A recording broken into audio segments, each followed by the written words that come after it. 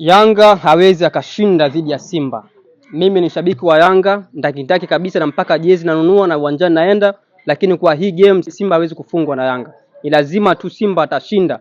Na nikuhakikishieni Simba wanatuhujumu sana sisi wana Yanga. Haiwezekani Simba wamsajili mtu kama Mpanzu. Mpanzu ana uwezo mkubwa sana. Ana uwezo wa kucheza mpira Ulaya, lakini kwa nini ameletwa hapa Bongo? Simba wanatuhujumu, lengo lao waje wamuumize huyu nani kiuno, waje wamvunje kiuno huyu Baka ili sisi wa mashabiki wa Yanga tukose namna ya kuchukua ubingwa. Simba wanatuhujumu kwa kiasi kikubwa sana. Yanga ni lazima afungwe tu Juma ngapi hiyo tarehe 8 na kuhakikisheni kabisa Yanga hawezi kushinda. Mimi shabiki wa Yanga, lakini kwa timu bado hatuna timu ya kumfunga Simba. Shabiki wenyewe wanajua kabisa kwamba timu ya Yanga sasa hivi haina ubora kama walivyokuwa nao zamani. Sasa hivi Simba anacheza mpira mkubwa. Mimi kwa unavyoniona hapa, mechi za Yanga mimi siendi uwanjani kwa sababu gani? Hawana mpira wa kunivutia. Simba wanavyocheza mpira wacheza mpira wa kuvutia. Kwa bedu kweli Yanga hawezi kushinda dhidi ya Simba. Simba lazima atashinda.